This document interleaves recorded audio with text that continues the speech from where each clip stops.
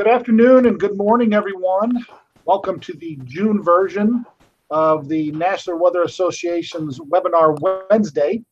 My name is John Gagan. I'm a member of the Professional Development Committee, and I'll be your host for today's webinar. Just a few logistics before we get started. We will be utilizing Google Hangouts to facilitate discussion with our panelists today.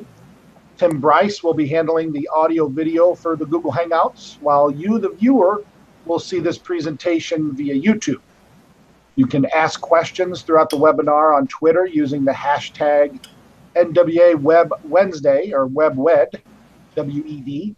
We will then read the questions at the end of the presentation. You can follow along on Twitter using the same hashtag NWA WEB WED, or follow the NWA account at NWAS. The webinar is being recorded for later viewing. I am pleased to introduce today's panel. We have Mark Fox, who is the newly minted meteorologist in charge at the National Weather Service Forecast Office in Amarillo, Texas. We have Mark Jackson, who is the meteorologist in charge of the National Weather Service Office in Oxnard, Los Angeles, California. We have Taylor Trogdon, who is a senior scientist with the National Hurricane Center Storm Surge Unit in Miami, Florida. And our moderator today will be Doug Hildebrand, who is the External Weather Ready Nation Ambassador Lead with the National Weather Service Office of Communications. Today, this panel will be discussing the NWS perspectives on communicating urgency and evolving risk during extreme events. So take it away, Doug. Thanks so much there, John. And first, a special thanks for the National Weather Association for holding this webinar and everyone who's able to join us today. Getting to the title here, National Weather Service Perspectives on Communicating Urgency and Evolving Risk During Extreme Events. And we looked at this issue, and yes, our panelists today come from a different variety of scales within the National Weather Service, from National Weather Service headquarters to a national center and then down into the field offices.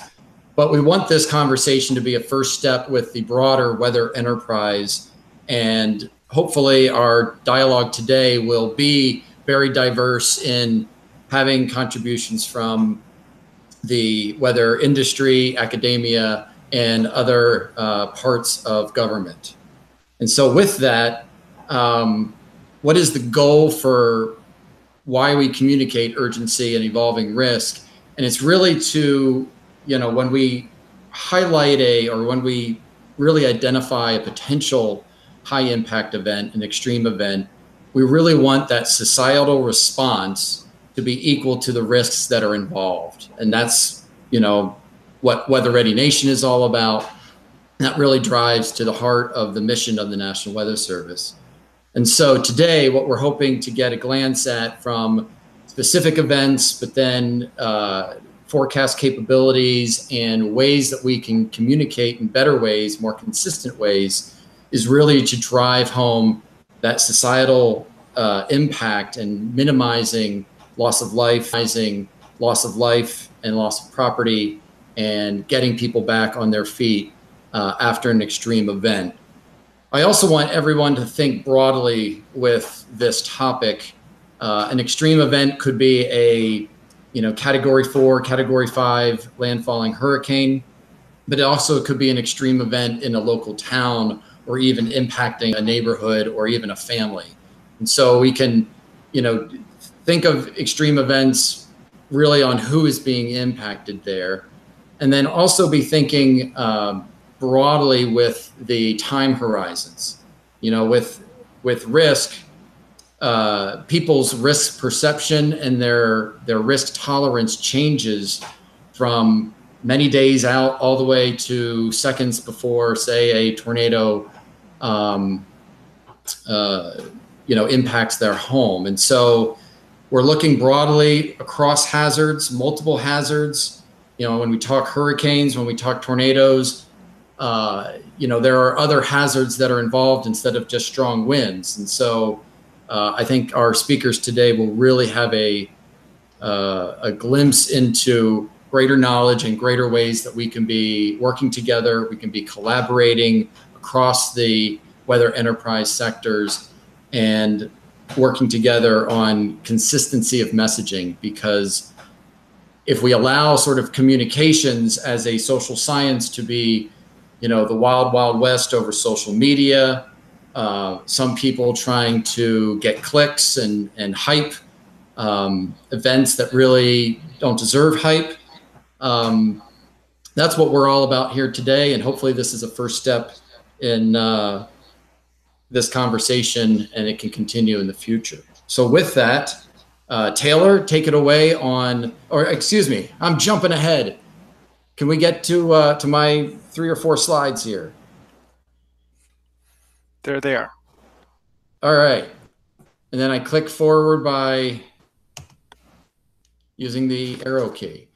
So many of you may have seen this graphic over social media. It was produced in collaboration with the National Hurricane Center and the Office of Communications. And it's really targeting, delivering the right message, just as the title implies. And this past hurricane season in 2017, field offices, along with the Office of Communications, saw some concerns, whether it was traditional media, social media, ways that people were trying to message information on hurricanes that we really weren't, we were a little bit concerned about. And so we came up with this graphic to try to put our arms around what is an effective message, what should we be emphasizing, what shouldn't we be emphasizing, and then always getting back to, focus on the official forecast from an authoritative source like the National Hurricane Center. So I'm not going to read all of these, but if you haven't seen this, you can go to our Weather Ready Nation, weather.gov/WRN site. And we're looking from an Office of Communications to creating these infographics, not just on hurricanes, but other high impact hazards. And we'll be distributing this throughout the years to come on how better to deliver the right message. And so real quick, I want to give a couple of examples, both from a higher national level, but then also at a local level. Obviously, everyone knows a lot about Hurricane Harvey and all of its impacts, but one of the things that I want to point out in this webinar here, it was an intentional decision to use the words catastrophic and life-threatening flooding. Obviously with 30 to 40, even 50 inches of rain, some of those impacts were even unknown of what kind of rain, what kind of damage that rain could create. But this was a moment where to truly get people's attention, to truly save lives and have action being taken, words do matter. And using catastrophic and life-threatening flooding, we saw through social media, those exact words being used. We saw traditional broadcasts over the TV, over cable, using those words. And so when you have that consistent message throughout the weather data providers out there, I think that really saved many lives in the southeast Texas area and Louisiana. And it's a way that, with urgency, you have to, throttle down. We can't use or throttle up or down that urgency. You can't use catastrophic and life-threatening flooding for every flooding event. And so you have to pick your true events of where that's a real elevated risk. Then my next slide. Yes, so I've pointed out this slide, and I'll first say that it's very busy for an infographic. There's a lot of information there, but what I want to point to is really the purple flash flood emergency information and sort of the overall, I think, a weather enterprise communication challenge is with flooding, distinguishing river flooding from a urban flash flood to flash flood emergencies. And, with that, for the next slide, let's see here. This is an example from our Sterling office here in the Washington, D.C. area with the Ellicott City, Maryland flooding just a few weeks ago. this is a flash flood emergency. You must act immediately to save your life. This is not overhyping a situation. This is not something where, again, you see this language that often, but I think it really does make an impact when our partners in the emergency management community and in the media see words like that to, this isn't just a typical flash flood or, heavy rainfall, but this is something that everybody must taking immediate action. And so I think that is my last slide. So now, Taylor, please take it from there. Yeah, thanks, Doug. So just so I'm clear, I think I can mouse through these slides myself. Is that correct? Nope, that's not correct. That is not correct. Okay. I'll do it for you. I'll do it for you. Sounds good. First off, thanks for letting me be involved in this dialogue. I think it's a very important one to have. And I wanted to start off by saying what a difficult challenge this is. And Doug really framed the problem nicely. So as he mentioned, I work for the Storm Surge Unit at the National Hurricane Center. So I'm going to kind of be coming at this through the lens of storm surge, which is a very specific hazard, one of many that is associated with hurricanes. So it kind of fits in nicely to what Doug was speaking to, how in every event, there are different scales of hazards, both in time and space. And storm surge is one part of the larger problem. And so over the years, we've kind of been tasked with facing this challenge because it was identified over 10 years ago as one of the leading causes of fatalities within tropical cyclones, landfalling storms. So I thought it would be beneficial to the overall conversation to take you back through the history of storm surge, where we came from, the problem that was initially identified, and also kind of how we've combated that over the years, the efforts that have gone on, and then kind of close it with bringing it back to the initial topic of this webinar.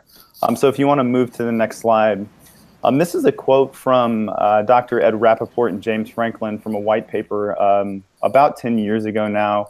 And it essentially reads, "Targeting the wind and surge with specific warnings will help the public and emergency officials to respond to the local threats. Success can be measured by an increase in people evacuating areas threatened by storm surge, and a difficult to measure decrease in the lives lost there, and a decrease in the percentage of people evacuating in areas threatened only by wind." So the reason I wanted to bring this up is because it talks about this initial idea of stratifying hazards across weather events. So we can talk about storm surge, we can talk about inland flooding, we can talk about the wind threat, the wind hazard. And if you kind of tie that all up into one package, that's really difficult to parse out in an event. And I think that's a massive challenge that the weather enterprise faces going forward. So if we move back to 2008, I have an excerpt here from Hurricane Ike. And the reason I wanted to talk about this is because this was the tool that we used just 10 years ago to talk about the storm surge risk. This was one of the only tools that we had. So it was a text product. We didn't have a way to visualize the threat, to communicate that to our end users. And for a significant event like Ike, sometimes text just isn't going to cut it. I mean, we can use language. Doug mentioned words do matter, but we need supplemental products that we can convey the threat, we can visualize the threat, to help our end users make these decisions during an evolving and a dynamic situation. Go ahead and move forward to the next slide. So one of the products that we introduced, I'm not actually seeing that on my screen. I'm not sure if it's just me or if it's everybody. Well, the previous slide was actually the potential storm surge flooding graphic. I'm not sure if anybody else can see it, but the storm surge flooding map was one of the ways that we attacked this problem, and it was essentially a way that we could help our end users visualize the spatial extent and the magnitude of risk, because we did not have a way to do that beforehand. And this has been a huge step forward in how we communicate risk and how that risk changes through an event. So if you want to step through the next slide, since that image isn't working. Another thing that we implemented last year was the storm surge watch warning, which became operational. So this is kind of a partner product to the storm surge flooding graphic, but it's more of an actionable item. We can use this as a tool to say, hey, you are in a storm surge warning. It's time for you to seek protective action, whether that means your family or your business. and emergency managers can use this to help aid in their evacuations that they're calling for their local communities. So these are two of the ways that we've tried to conceptualize the storm surge risk and improve how we communicate that through time. It also gives us the ability to adapt to a very dynamic and changing environment. And we can actually go ahead and move past this slide as well. This is just the first issuance of the storm surge watch warning.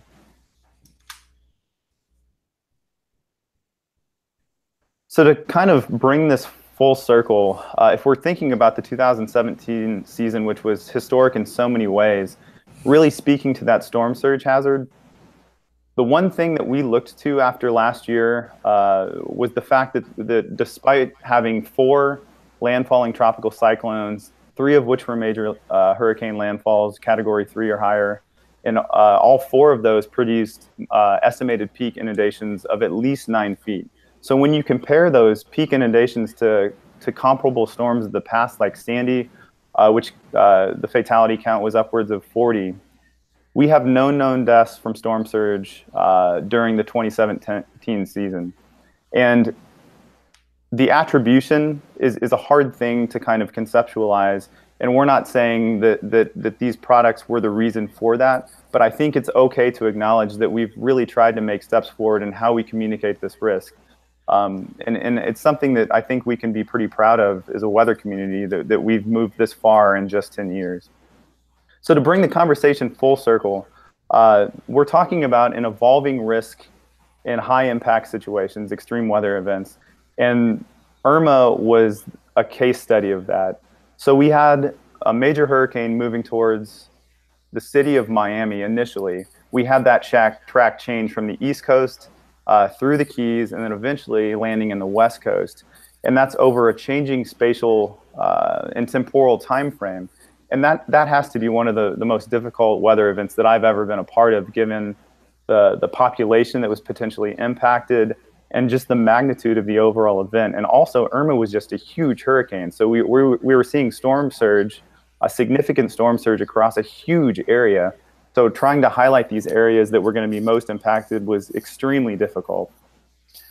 So to highlight this even more, the graphic that you're looking at, the 2-panel, if you look on the graphic on the left, this is actually the hurricane specialists track from Advisory 43, which is September 9th at 5 p.m.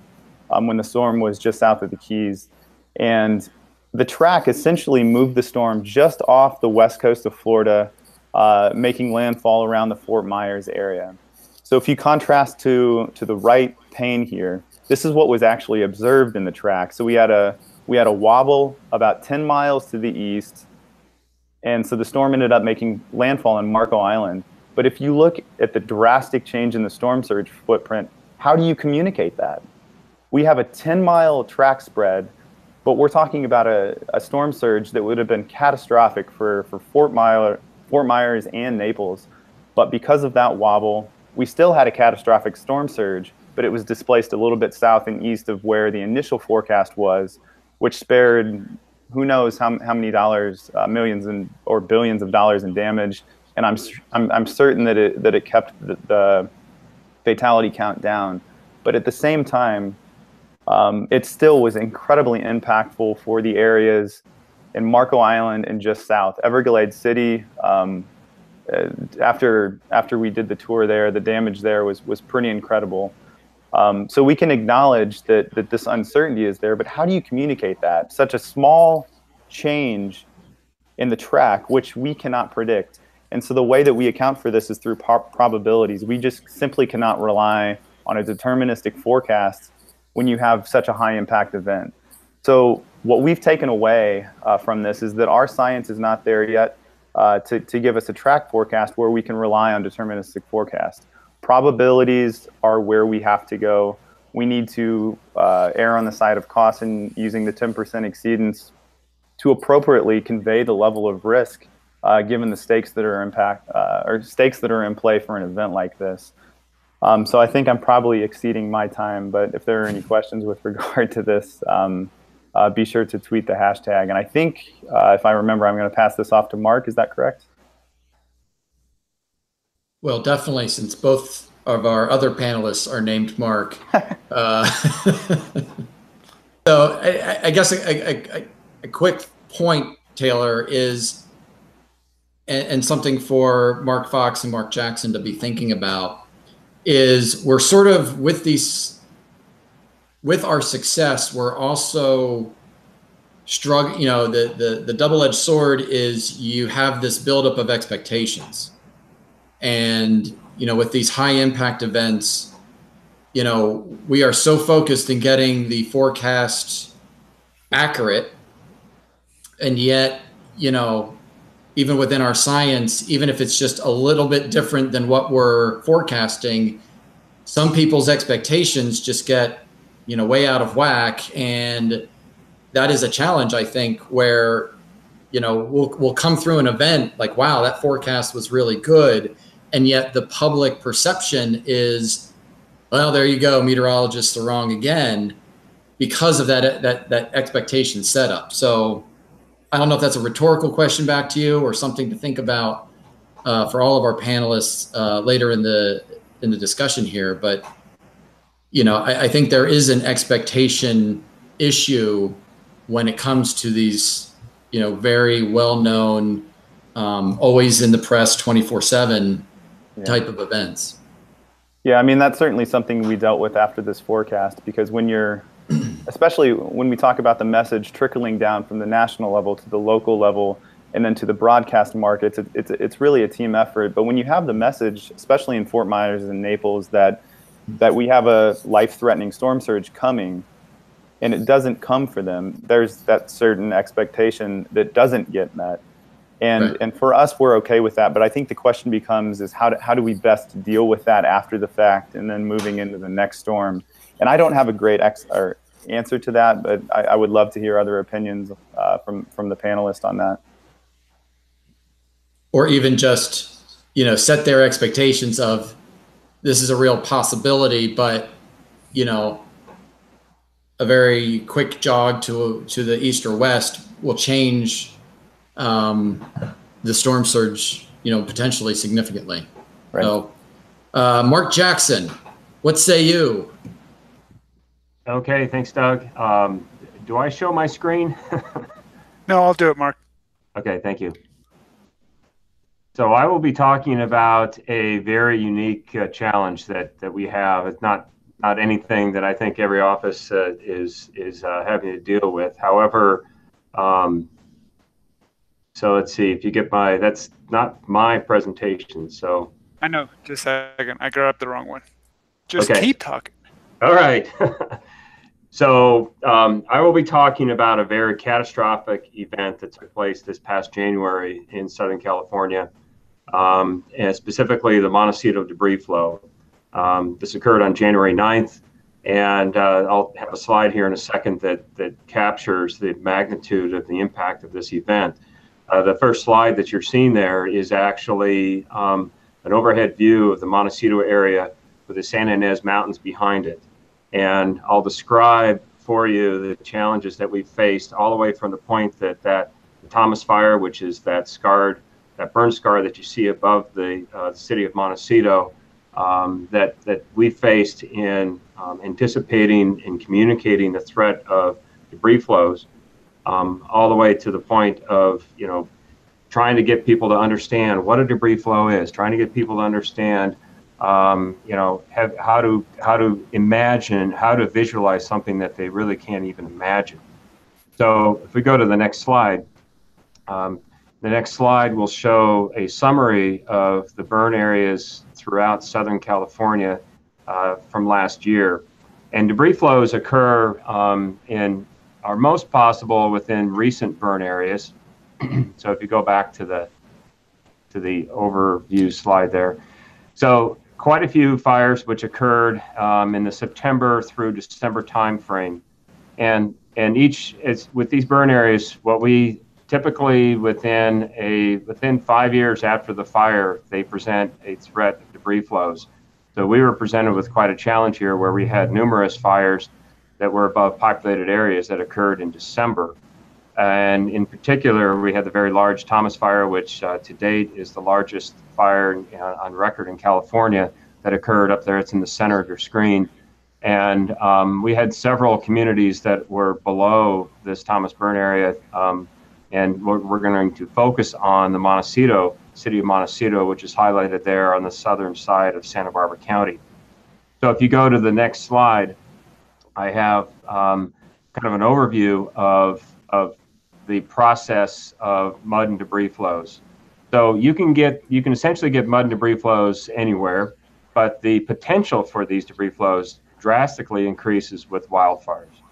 And what happens is the soil becomes hydrophobic, which is literally afraid of water. On a very fresh burn area, if you take a bottle of water, if you pour it on the soil, it beads up, such as that photo shows there on the left.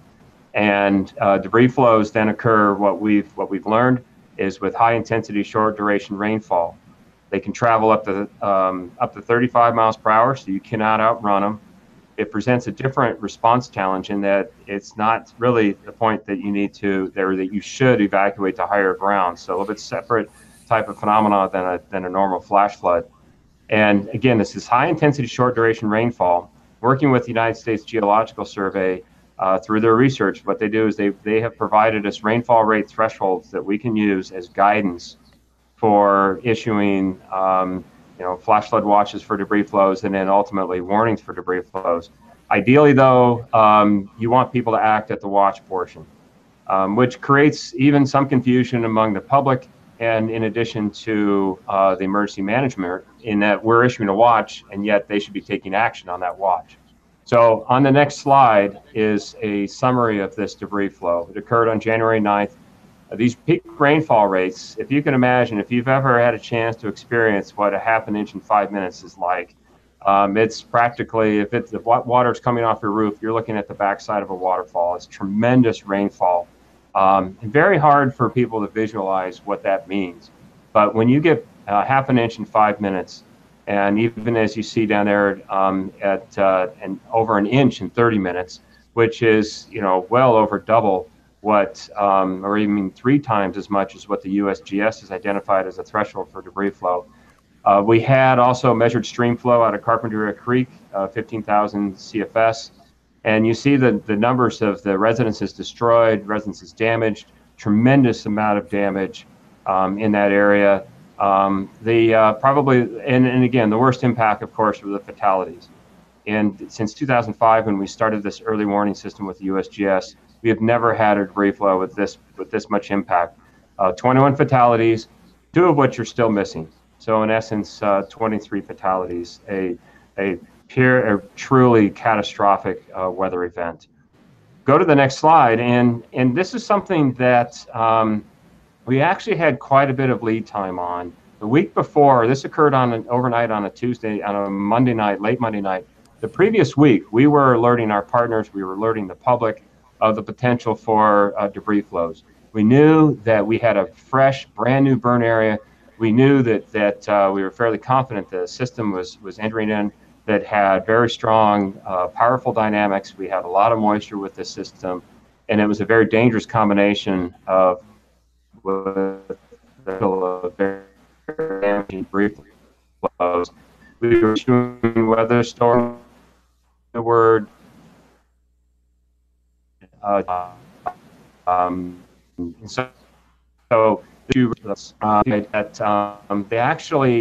Santa Barbara County issued evacuation warnings the Sunday prior to this event. So it occurred late on a Monday night. If you go to the next slide, you'll see kind of a description of that evacuation area. So on the evacuation orders were actually issued on Sunday, January 7th. You can see in those in that red area, shaded area, that was considered a mandatory evacuation area, and the yellow, that was voluntary. So the problem with this, of course, is that unlike a fire evacuation, where we have quite a bit of, the emergency management community has quite a bit of experience in evacuations for fires, this behaves a little bit differently. And that dark red area, that's where, the brighter red area, that's where the actual debris field ended up, all the way down to the ocean. Couple of factors to keep in mind. The county officials estimated there was only 11% response rate to these evacuation orders. Many of the residents, almost all the residents in the same area, were also evacuated for the Thomas fire. So there was an evacuation fatigue factor. The last significant debris flow that occurred in this area was way back in 1964. So you had very little personal experience to go by in terms of a response. If you go then to the next slide, and even some of the following slides, first we'll show a little bit of the meteorology that caused this and this very intense rainfall. You can see the radar there on the lower right, very intense band of rainfall that came in off of the Santa Barbara Channel. The graphic on the left shows that overall the total amount of precipitation was not that spectacular, but you can see that peak there at about 3:30 in the morning, 3:45 in the morning, of nearly ½ an inch in 5 minutes. That's that blue line. So again, tremendous rainfall on a large burn area affecting many watersheds above a populated area. And so the following slides just kind of show the impact of this. And in our when we were first hearing of the impacts from this, and especially the fatalities, I was at the AMS conference in Austin, and as I was getting more and more information on how these fatality counts were coming in, you have to ask yourself, what did we do wrong? We did, I think, almost everything we could, but there is a lot more we can do. But at the same time, the fact that emergency response officials had so many resources there ready for this event. One thing that we did find out was that immediately after the debris flow, there were 800 rescues that were made, pulling hands on shoulders out of the mud. And they estimate that the fatality count would have been double. But even one fatality is too much. And so just as you step through, you can just kind of step through casually on these slides. The damage from these debris flows is absolutely remarkable. That picture on the lower right, those are actually 2 cars twisted together. And if you continue on, you can see this particular debris flow took boulders the size, 9 feet high. This particular house down here, you can see the size of even those boulders that were carried down. And finally, the last picture is our senior service hydrologist, Jamie Labor, who's standing next to one of the boulders that was brought down. And so that's, he's about 6'1" or so, 6'2". So you can see about how large that boulder is that came down with this. So again, how do we get the public to visualize something they can't even imagine? I mean, we had never even seen anything like this. I don't think anybody the week before had ever imagined anything like this could happen. So how do we get the public to, and not in an overreaction sense, but in a realistic sense, understand that something like this is possible? And if you go down, the next slide really shows the magnitude of the damage. And shaded up on the top of the slide is that's the burn area. You can see the path of the debris. You can see also those red dots are structures that were destroyed all the way down to the ocean. In fact, there were 2 of the bodies which were found down at the beach that lived approximately halfway up the slope in Montecito. Again, and Highway 101 was closed for numerous days, which had great impacts on transportation. And finally, just the last slide, just to show you the power of these debris flows, is a photo of a tree. You can see the mud line on that tree, and there were other mud lines on other trees that were estimated to be about 30 feet high. Those branches wrapped around that tree, just unbelievably impressive damage. And that's the challenge here. How do we get people to really understand that this is a very serious threat? To understand that they need to not wait until they hear the rain falling, definitely not wait until they hear the debris coming down, which has been described as not just as an entire freight train coming down. And we've had some integrated warning team. We had one integrated warning team meeting just recently with Santa Barbara County, and we're actually working with Dr. Laura Myers at the Center for Advanced Public Safety at the University of Alabama, and we've already found some interesting results through a survey of Montecito residents in terms of how they responded, how they perceived that threat. And again, we have a lot of challenges here. We had additional events that occurred in March that did not produce debris flows, and of course the evacuation rate was much greater. So I'm confident that through this work in the integrated warning team, that for future events we'll do a better job maybe of communicating and understanding that, again, even one fatality is too much. Thanks, Mark. That's quite a story. Just a quick question.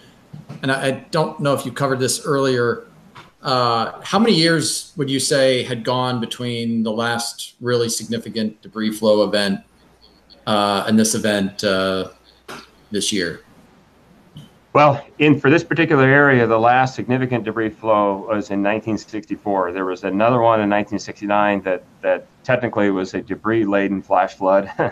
But 1964, we actually know one of the Santa Barbara County fire chiefs that we work very closely with grew up in Montecito and actually recalled the 1964 debris flow. So that's another problem. You know, when you go along the Gulf Coast and you have people that experience hurricanes almost on a yearly basis, and they have a fairly good understanding of what the threats they may bring. This is the kind of thing that we really struggle with how do we get, like Dr. Laura Meyer says, how do you get them to visualize something that's unimaginable? And that's just a tremendous challenge. Well, thank you. Wow. All right, Mark Fox, take it away from your the heartbeat of America there.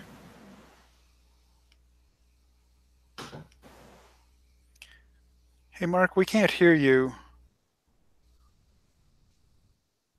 You are not muted.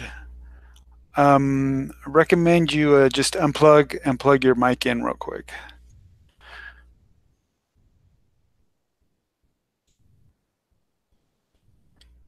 Ooh, it still didn't work.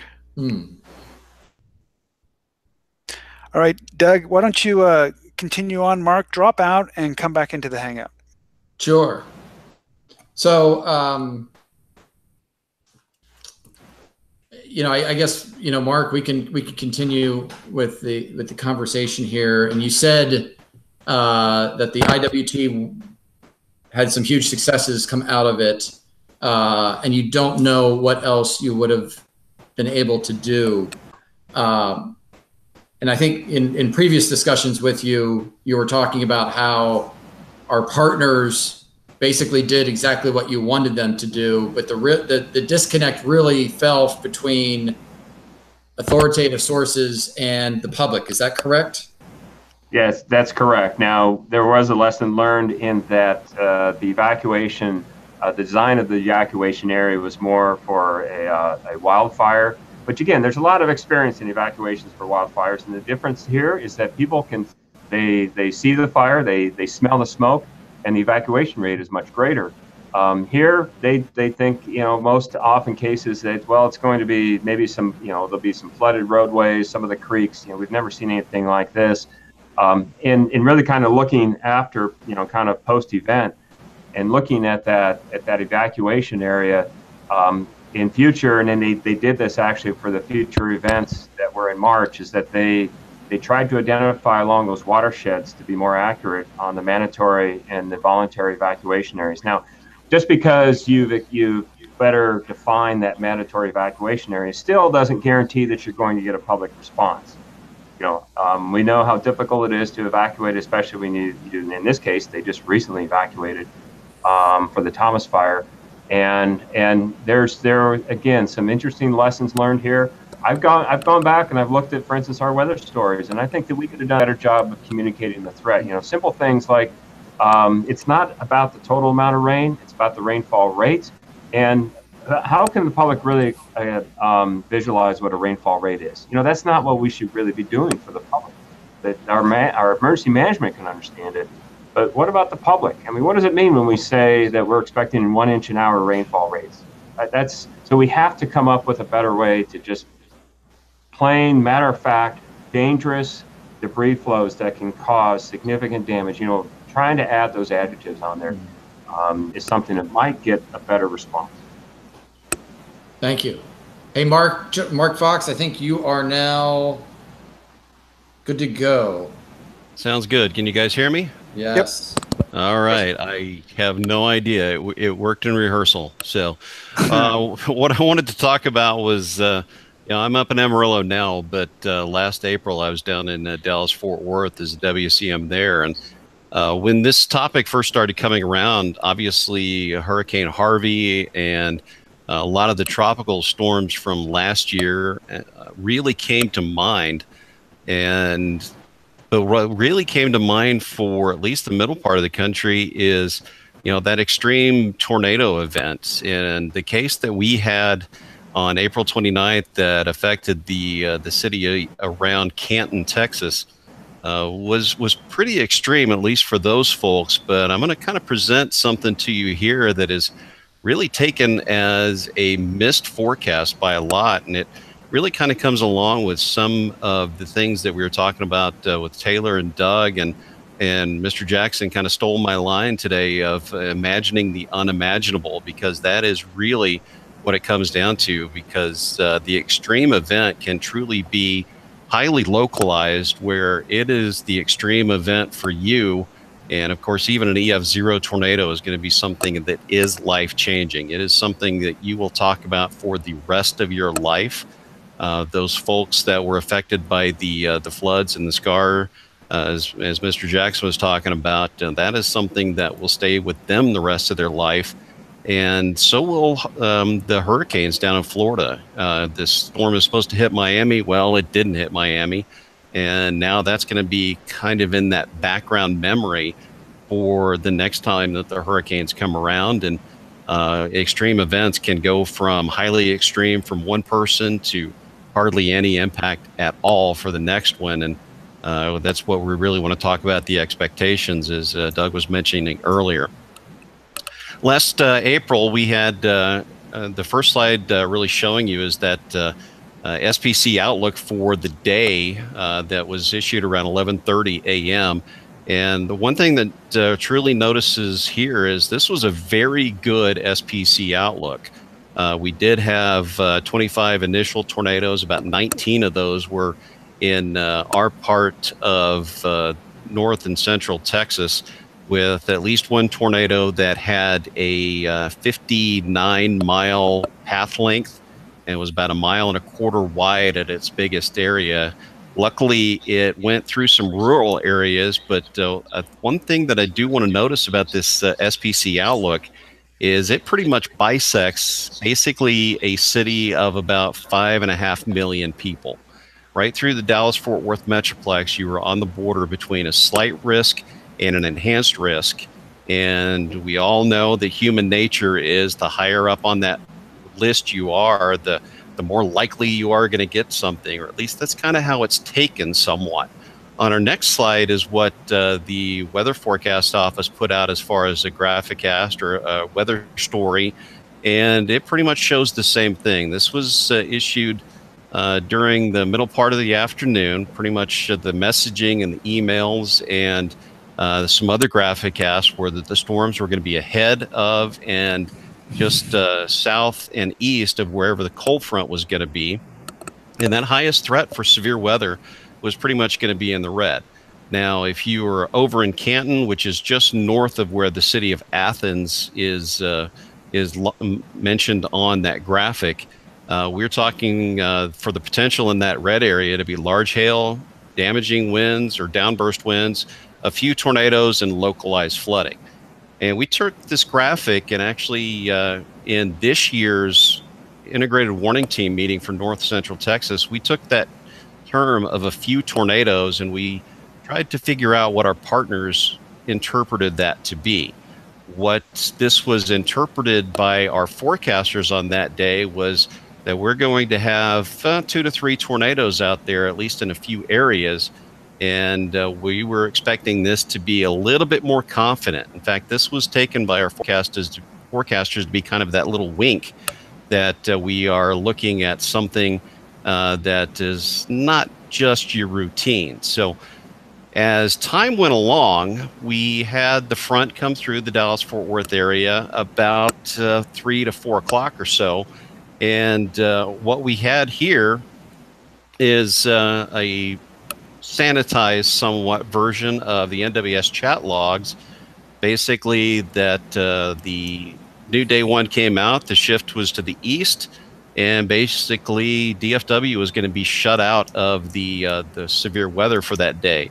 And that little blank area is a really funny meme of Ron Burgundy saying, that escalated quickly because basically we had our media folks out there saying, hey, we've got a beast of a cap. Our forecast is horrible. and even because God doesn't like you. So this was already being viewed as a bust, and thunderstorms had yet to develop in the eastern part of the CWA at that point.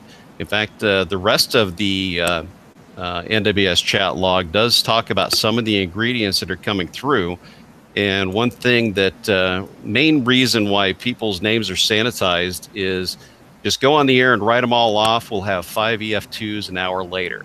Well, that was off, because less than an hour later, we had an EF3 and an EF4 going on the same time. So in our after action review, actually, one of the things that we found out, one of the issues was this was big city syndrome.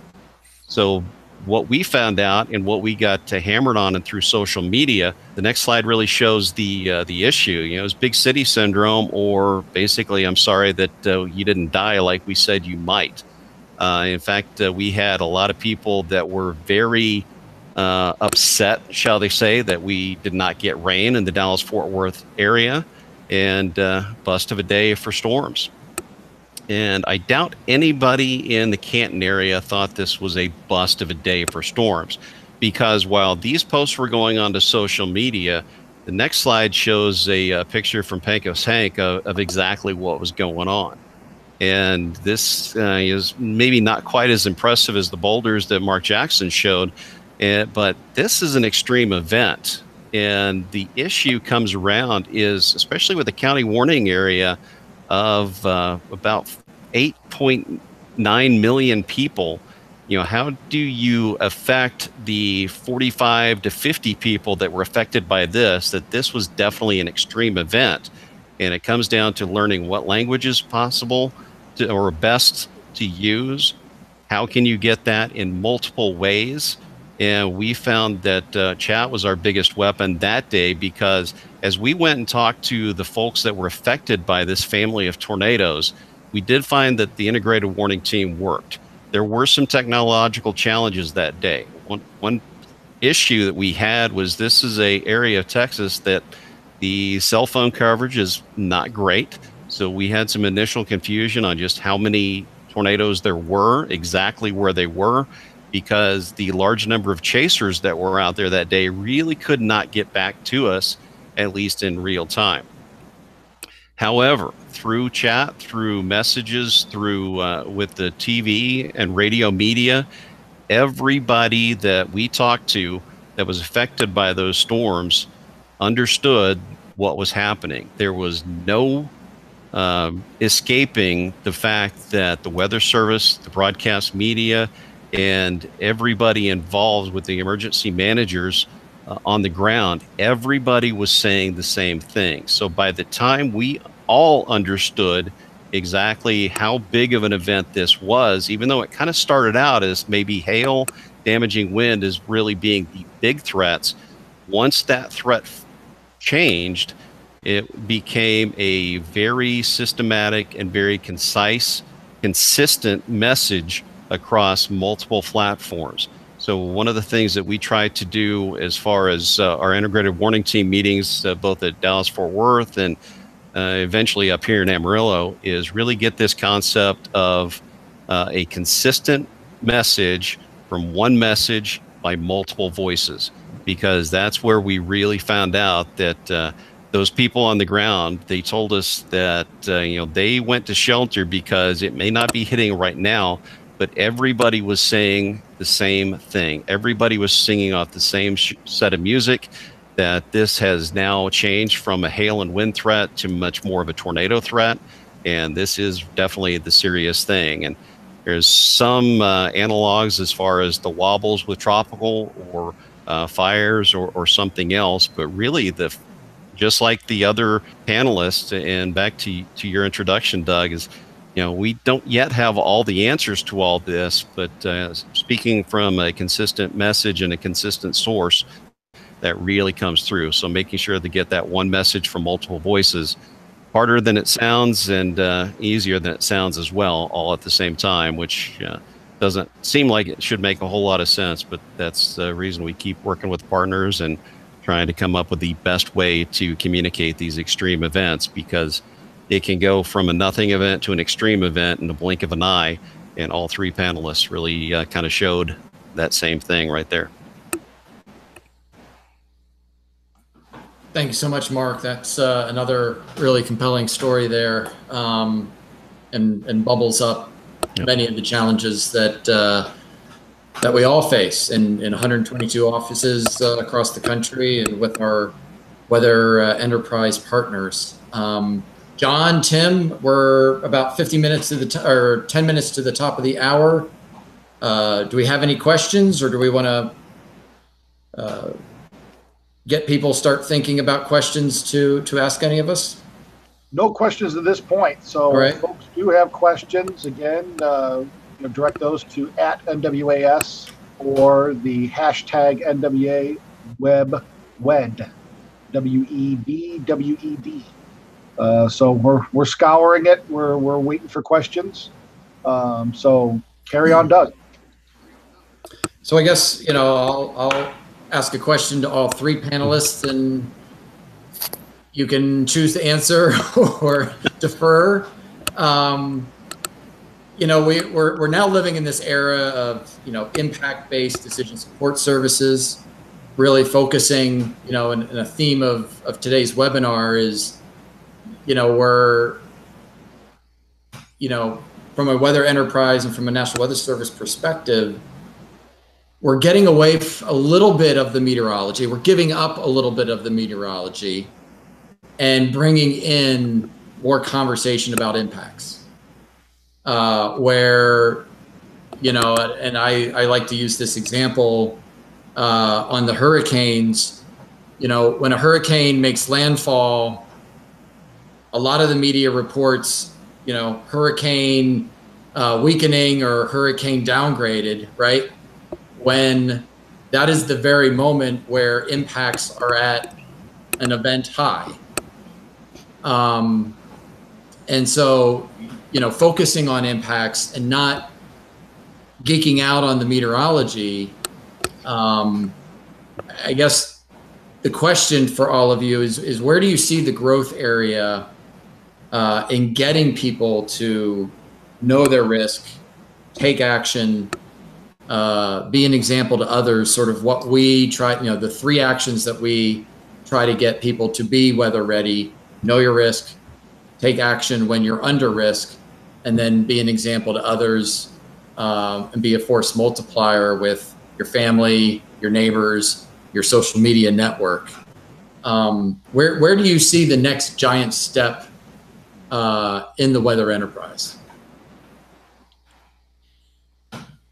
I'll jump in here real quick. This is Taylor. So a common thread that I saw through all of these panelists was this idea of trying to imagine the unimaginable or conceptualizing a hazard. And I know with storm surge, and certainly with a debris flow, it's a very abstract idea. Sometimes water 10 to 15 feet high above your head, rocks, 10 feet tall coming down a mountain. So in my opinion, one of the areas that we could really improve is visualizing these threats somehow. I don't necessarily know what that looks like yet, but I know that there are applications out there that we could leverage to potentially help people actually see or put themselves into a scenario where they might be able to visualize what exactly water that high looks like, or what a debris flow looks like. So I guess my overall point is visualizing these impacts prior to an event would potentially be an area that we could improve or explore down the road. Totally agree. Mark? Yeah, I'll chime in, and that was one of the discussions we had at the integrated warning team meeting last week. Is rather than words and to describe these kind of potentials, which there is a time and a place for the words, but the graphics and the visualizations. We talked about how even like with debris flows, we've had some debris flows within the area of our Los Angeles County. Nothing like this, of course, but as we look back, maybe we could have added. There are historical photos of debris flows that occurred in Montecito of the 1964 in particular. And but at the same time, we had burn areas across 3 counties, and we just lucked out that we didn't have these kind of rain rates down in Los Angeles County with just as recent burn areas. So it's very specific. It's unlike a hurricane where you're seeing it 3-4 days out, and the swath of the impact is over a much greater area. Very difficult to predict at the evacuation point where we might get the heaviest rainfall, of course. And so there's some uncertainty there. So, we could be jumping up and down screaming for every event, but of course that's just going to bring false alarms, and that's going to eventually reduce the evacuation response. But definitely the visualizations, you also run into some language barriers, and particularly many of the fatalities up in Montecito, even it's a very affluent area, most of the fatalities up there were of the workers. Many that could not speak English. And so how do we make sure that the message gets through all of those channels all the way to the point where where it's received through as many people as possible? Absolutely. I think visualization is going to be one of the issues there. I kind of see that as somewhat of a double-edged sword because, if you have a perfect visualization of 10 feet of water means this area is good, does that mean somebody's going to take that as, okay, I'm just outside of that, so I'm fine. I don't have to do anything. So I do think it is going to come down to some sort of visualization that does need to be improved. And I'm with Taylor. I agree 100%. I just don't know what that looks like just yet. And I also think that certainty and what are the true range of possibilities are in this case, or hurricane, tornado, flash flood, rain rate comes to mind, especially around here as well, because you can have a big rain rate in one area right next to an area that's going to see absolutely no rain whatsoever. And how do you get that forecast out there where people can imagine the unimaginable for that worst case scenario, but really see what the true possibilities of the forecast are going to be? And it's very difficult to do, especially with a deterministic product, and how that's going to look in the future, I don't know. But certainty and uncertainty really has to play a factor in it, at least in my opinion. Well, one other wild card in here is that with these debris fields, they don't always naturally follow the watersheds. And what we saw when we did our storm surveys is that if you had, say, a bridge across a roadway, if you got any blockage on that bridge, the debris field found another way around it. So all of a sudden now you're introducing a whole new path to that debris field. And so if you try to think that you can really be very specific with your evacuation area, now you fail in that the flow has moved outside of that because of the unexpected, the engineering impacts that might occur. And on this rain rate thing, it's interesting because in our additional events that we had in March, where we didn't have any debris flows, we had one very strong atmospheric river event the third week of March 21st, 22nd, in which we were actually expecting more total rainfall than what we had back in January. And unfortunately, the media was trying to heighten the sense of urgency by saying that this storm will produce even more rainfall than what we had in January with the debris flows. So we had to do a little bit of damage control on that. May have been too late, but again, it gets down to this. It's not about the total amount, it's about how fast it falls. And we also have discovered there's a rain rate simulator at the University of Arizona, I believe, that, believe it or not, we spoke to the Sioux down there in Tucson. They may go over there and you can adjust this. It's actually kind of the size of a small room. And we may maybe try to get some video of what half an inch and 5 minute really looks like. Maybe, things like that. We need to be creative. Yeah, and so, I think you're all touching on some really good points, and where this is all going, again, whether it's the Weather Service, whether it's the Weather Enterprise, is there's got to be an emotional connection. Whether you're visualizing something and you're showing empathy and you're thinking this event could happen to me, where there is a sense of an alarm, a sense of, here's a trusted source telling me predicting the future isn't the easiest thing in the world, and we can acknowledge they're not going to be perfect all the time. But if and I think what we're trying to do within the Office of Communications is really feed on that emotion. Another example that I'll throw out that is absolutely heartbreaking. I have a 12-week-old daughter, and I have 4 preteens in my family, and it's just absolute chaos every day, and schedules change. And we've been trying to highlight the threat of heat vehicle and leaving a child behind in the back seat. And there were 2 more deaths this week. I think there's been a total of 9 this year. There was a total of 43 deaths. We created a social media post recently with a grocery bag in a baby car seat, and we're trying to bubble up that emotion that it can happen to perfectly normal people who take great care of their children, but it only takes that one moment where there's a distraction, there's a change in the morning routine, and so wrapping people's head around the vulnerability of leaving a child behind, that's the first step. Because there are people out there that still think or are dismissive that something must have been wrong with the parent, when in reality it can happen. And it's as we only hear about the stories that end in a fatality, but my guess is people forgetting, if not for a few seconds, a moment in time, forgetting their child's in the back seat. It's making those emotional connections, Mark, on the debris flow that yes, look at this boulder.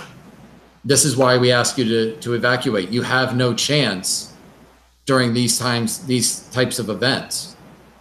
And there are ways, I think, now over social media, for all the good and the bad of social media, I think social media does allow everyone the opportunity to draw these emotional connections. One of the things that we talked with KEYT, a weather anchor up in Santa Barbara, was to be able to tell stories of the success stories. We know that there were cases up within the evacuation area where people did evacuate and their house was destroyed. And so it'd be a really good story to go back and talk to them. Why did they evacuate? What information did you hear? And maybe we might get this out of the survey, which there was about 150 survey results that we have so far. We'll have some more, and maybe we might get some of those success stories and use the media to be able to kind of help tell that story. I think that could also be a very powerful tool. Yep, success stories and survivor stories, and getting that firsthand, it did happen to me.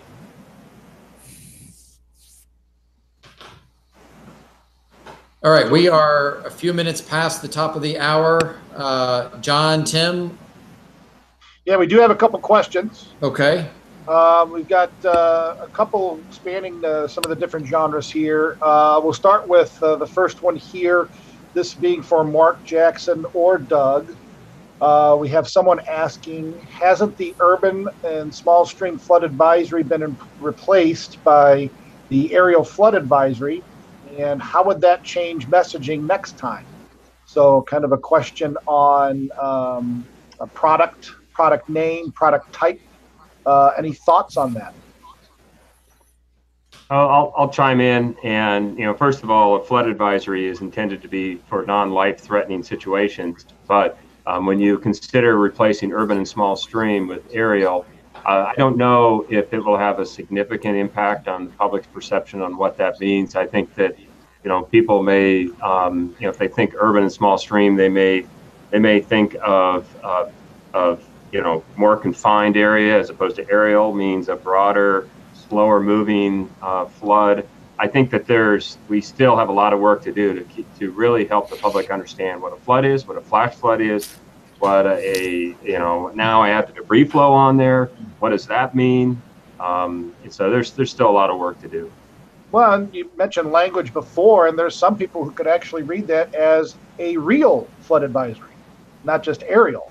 Oh. So there's that as well. No, John, I think the very question almost answers itself of, I think we struggle with how we communicate flooding and the risks.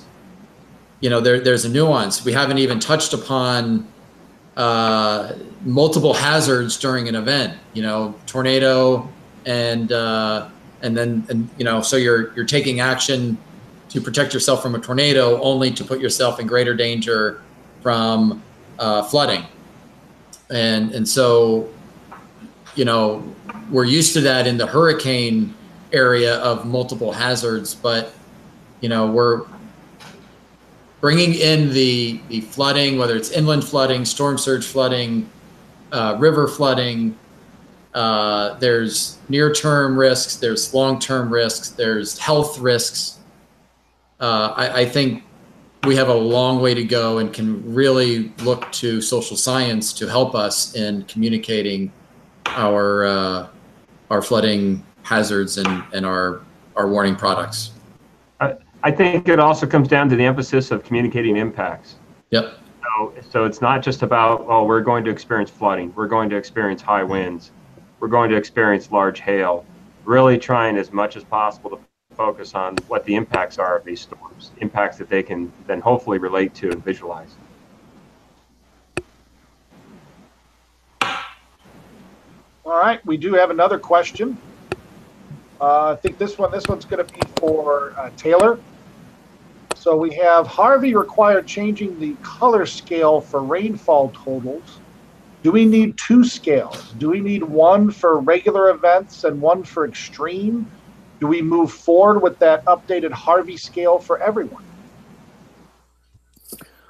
I'm not sure that actually is a question for me. I wish I could answer that. Yeah, as I read it, it may not be, but I think that had more to do with the rainfall forecast. Perhaps, Right. Mark or Doug can chime in as well with that. So I'll pose this response. Is forecasting rainfall that goes beyond your scales, isn't that valuable information in itself? That here we have an event that goes beyond the red line into uncharted. We don't even have a color for it. I mean, I think that is almost a value in itself that really leads to how historical an event Harvey was. Maybe that's not a popular opinion, but I mean, 50 inches. I think what it says, Doug, is it says that we have to be careful that we don't jump up and down and scream with every event. And I think that the public, after a while, and the way they can calibrate these color scales, I think that we have to be careful that we're applying that significant or extreme to a situation that won't be significant or extreme. So I think that you have to have that consistency in the color scales. But this is something we still have to work on across, for consistency across the Weather Service. And what those colors are, but again, I think that even as I look back and I look at some of the events we had in March back here, and the potential for debris flow, we were maybe kind of doing a knee-jerk reaction. What happened January to cover things, and maybe we were applying some descriptors that maybe should not have been used for these events in March. Where before going into the event, we didn't think we would have. Not that we anticipated half an inch in 5 minutes back in January, but we were saying up to an inch and a half an hour, which inch and a half an hour when it comes to debris flows is pretty significant. So I've even gone back to look at some of our communications in March to say, well, maybe we shouldn't, maybe there's some cases where we should maybe use the word significant debris flows instead of damaging debris flows, that sort of thing.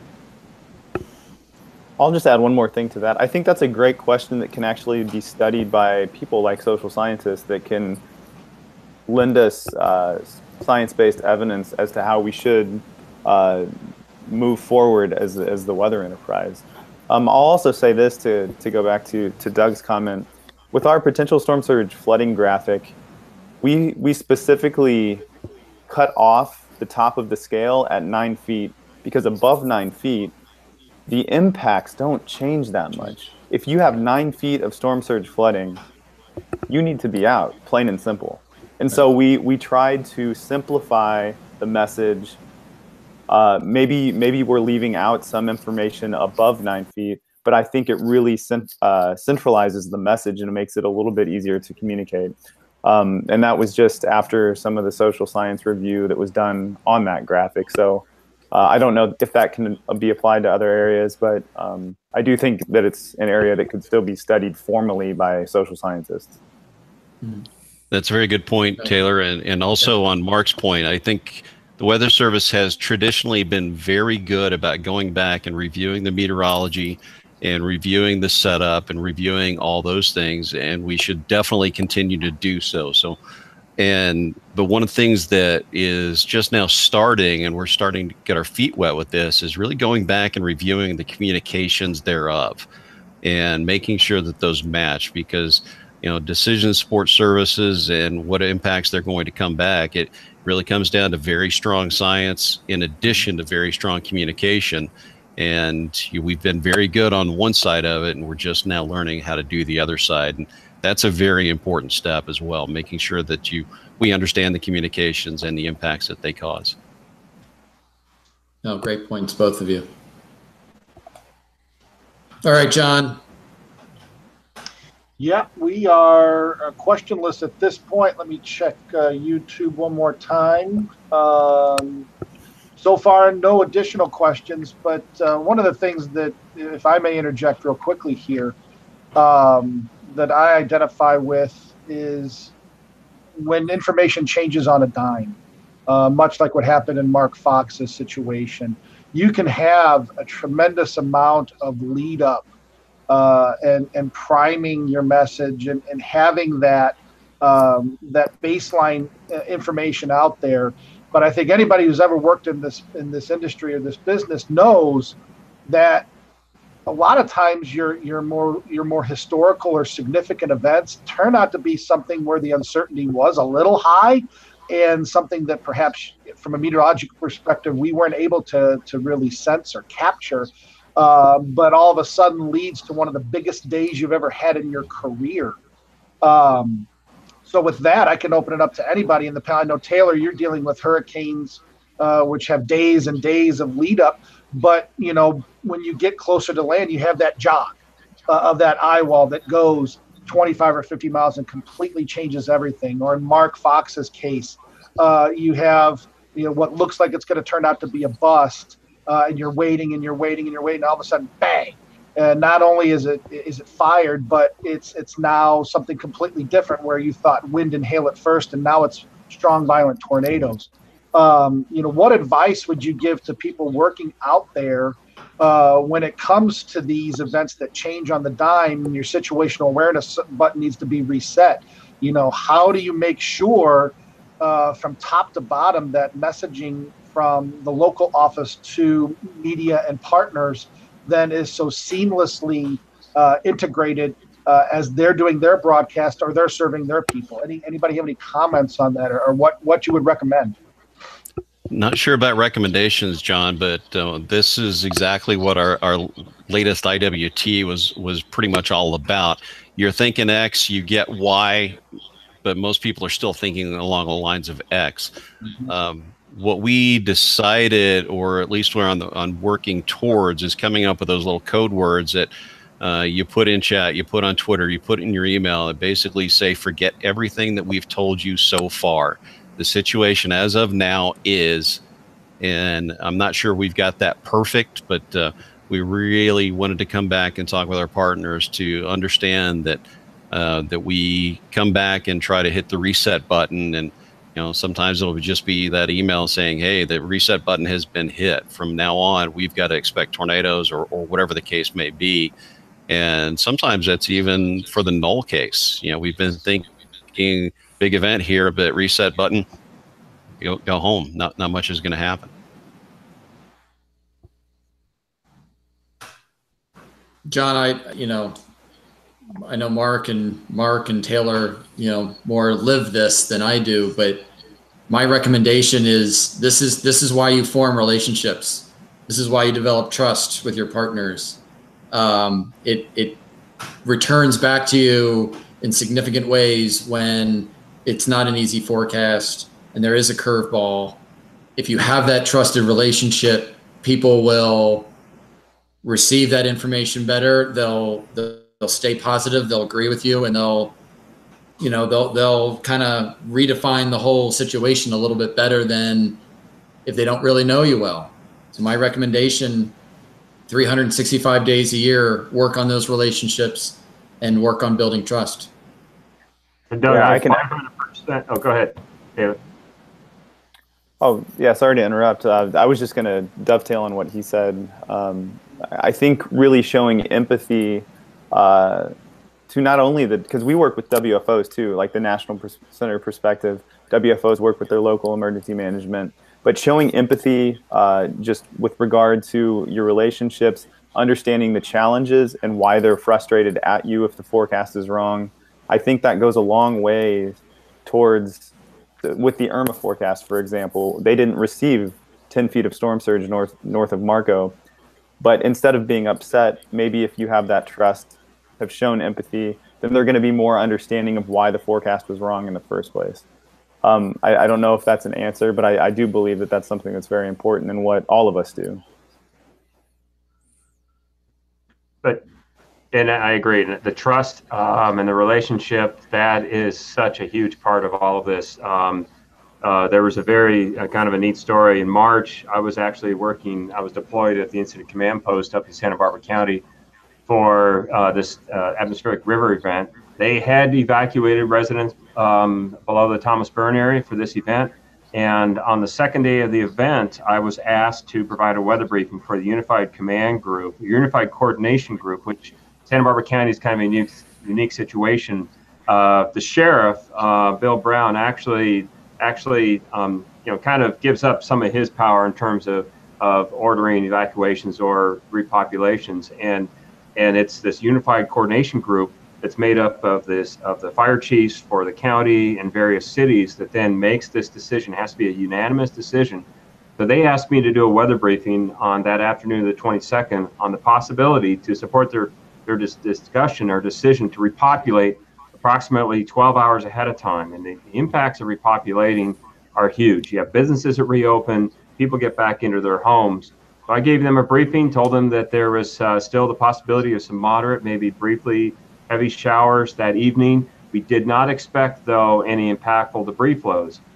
They went ahead and lifted the evacuation alerts at 5 o'clock that afternoon, and I was told afterwards by Kevin Taylor, who is the Montecito Fire Department Operations Chief, that that decision could not have been made if we had talked to them over the phone.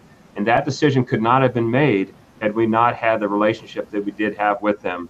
And by being there face to face, talking to them, they could see my nonverbal in telling them my confidence and telling them of what we felt was going to occur that night. And so it was really decision support services at its best.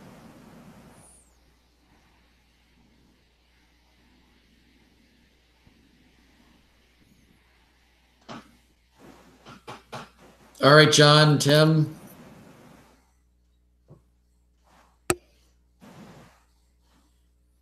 I think I've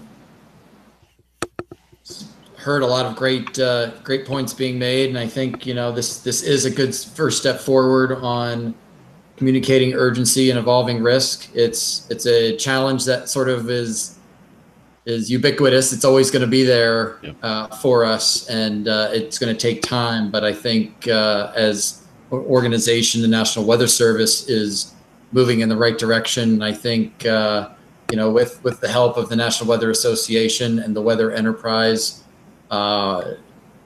this is a group effort, and I look forward to continuing this discussion at the NWA annual meeting and beyond. Yes, indeed. And just taking one last scan here. No additional questions. So, Doug, do you have any additional last thoughts, or does anybody want to have any last thoughts out there? I just want to thank Taylor, Mark, Tim, John, everyone at the National Weather Association, thank you very much, and everyone who's able to participate to hear. So thank you. Thank you all. I definitely second that. Thank you, gentlemen. Yep. All Stay right. safe. Yes, absolutely. So we do appreciate everybody taking the time out of their busy schedules to both not only be on this panel, but if you've been on YouTube watching, thank you very much. Thank you to the social media committee members, Trevor and Hannah, for live tweeting during the presentation, and also getting us the questions from Twitter on the YouTube chat. So that's what we have for now. Please join us for our next webinar Wednesday. This one will be sponsored by the Remote Sensing Committee. The speakers are going to be Michael Fulmer and Bob Rabin. Excellent people, excellent talk. We don't have a title just yet, but that will be on July 11th at 1 p.m. Central Daylight Time. So we've got Mike Fulmer and Bob Rabin at July 11th, 1 p.m. Central Daylight Time. Tim, do we have anything else? Nope. We can wrap things up. All right. Well, thanks again, everybody. Thank you. Yeah, Thanks a lot.